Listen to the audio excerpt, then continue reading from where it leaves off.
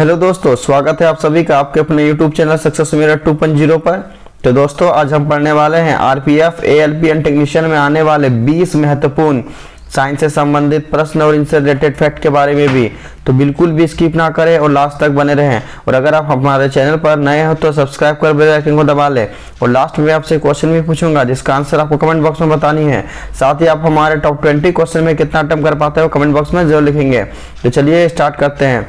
हमारा आज का पहला सवाल है, तप्त जल के थैलों में जल का प्रयोग किया जाता है कैसे? तो तप्त जल के थैलों में जल का प्रयोग किया जाता है कैसे? और दोस्तों किसी भी प्रश्न का उत्तर अगर आपको पहले से मालूम हो तो कमेंट बॉक्स में जरूर लिखेंगे। और ये सारे ही प्रश्न दोस्तों आपके एग्जाम के लिए बहुत ही यूजफुल है। तो इसका सही उत्तर हमारा क्या हो जाएगा? ऑप्शन नंबर सी, इसकी विशिष्ट ऊष्मा अधिक होती है। इसकी विशिष्ट ऊष्मा अधिक होती है जिसके कारण तप्त जल के थैलों में जल का प्रयोग किया जाता है।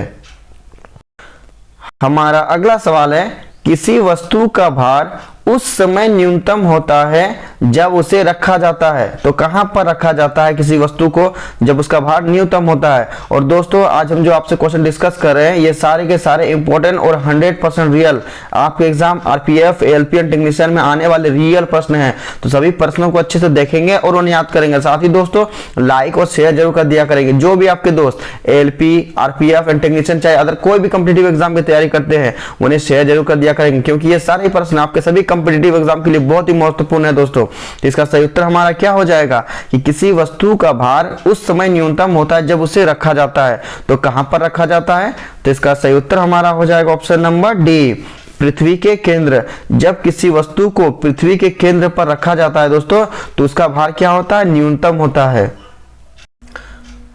हमारा अगला सवाल है, भारहीनता कब होती है? तो भारहीनता कब होती है? तो इसका सही उत्तर हमारा क्या हो जाएगा?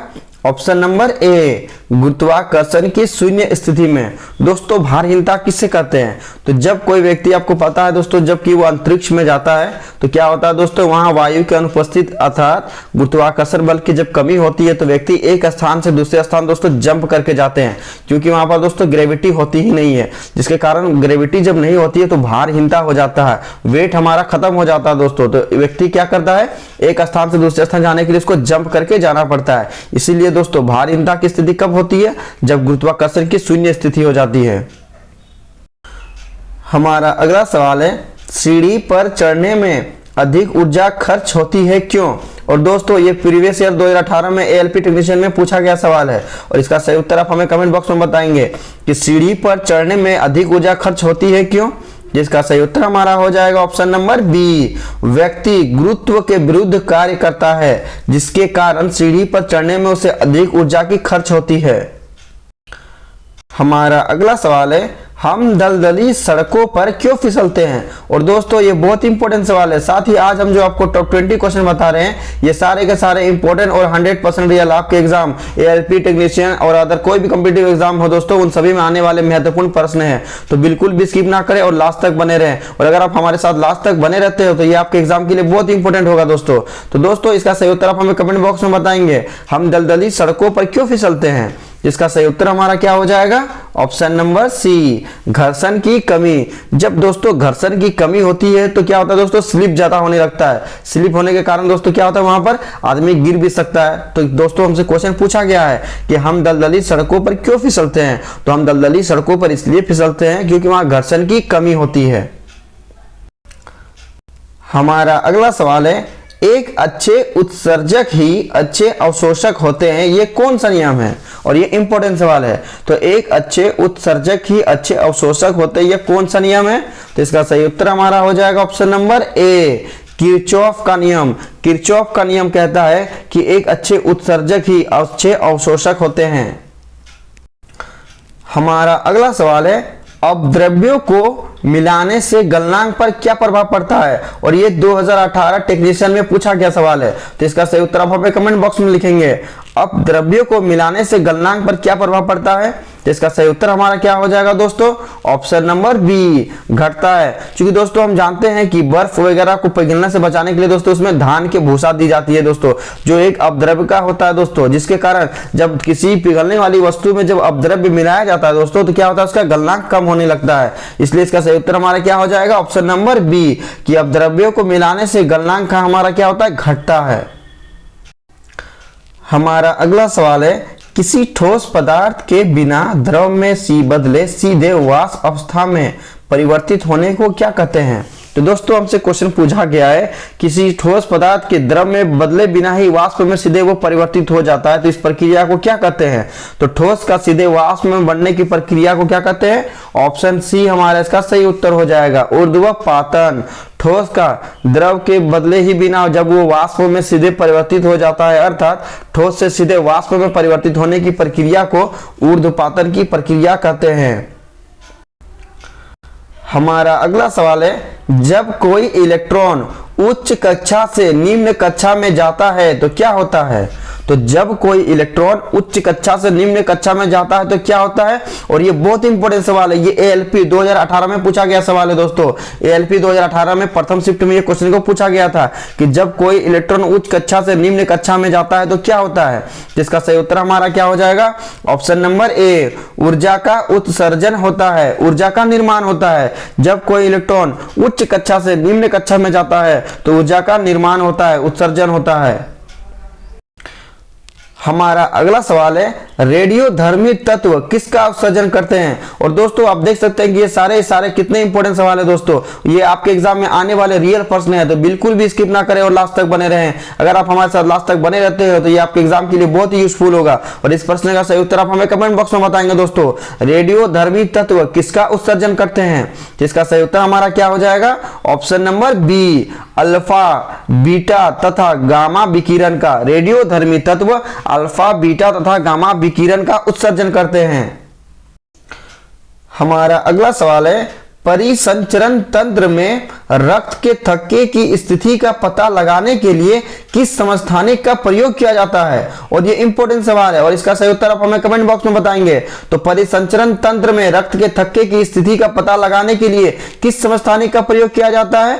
तो इसका सही उत्तर हमारा हो जाएगा option number A, sodium 24। Sodium 24 का प्रयोग रक्त परिसंचरण में रक्त के थक्के की स्थिति का पता लगाने के लिए किया जाता है। और कोबाल्ट 60 दोस्तों ल्यूकेमिया के उपचार में किया जाता है। आर्सेनिक 74 ट्यूमर का पता लगाने के लिए किया जाता है। और आयरन 131 थायराइड का पता लगाने के लिए किया जाता है। ये सारे पॉइंट आपके एग्जाम के लिए बहुत इंपॉर्टेंट है। आर्सेनिक 74 क्या होता है दोस्तों, ट्यूमर का पता लगाने में किया जाता है।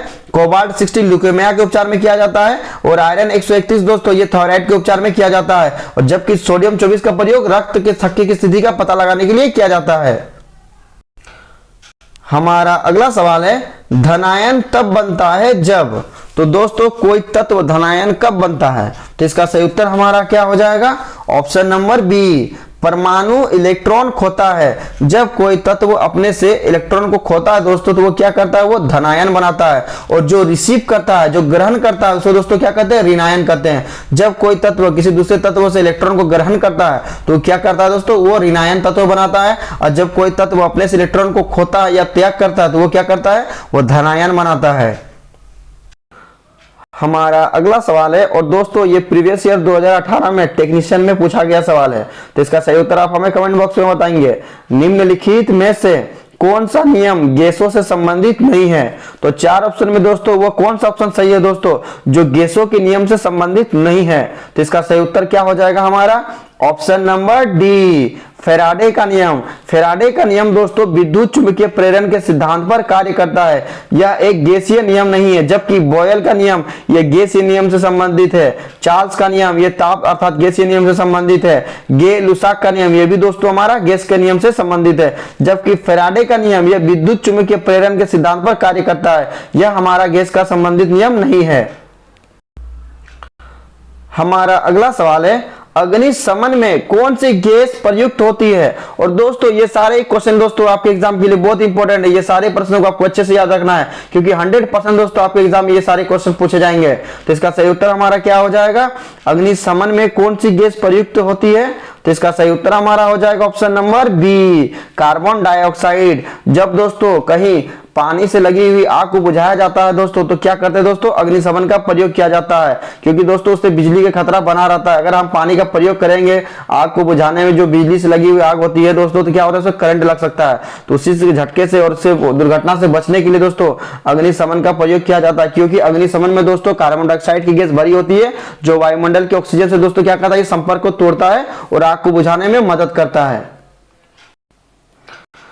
हमारा अगला सवाल है, बिना किसी बाहरी उष्मा के संपादित होने वाले दहन क्रिया को क्या कहते हैं। तो बिना किसी बाहरी उष्मा के दोस्तों हमसे क्वेश्चन पूछा गया है कि जो दहन होती है दोस्तों, तो बिना किसी बाहरी उष्मा के संपर्क में लिए दोस्तों वह स्वतः उष्मा उत्पन्न होती है। तो इस प्रक्रिया को हम लोग क्या कहते हैं दोस्तों, तो इसका सही उत्तर हमारा हो जाएगा ऑप्शन नंबर सी, स्वतः दहन।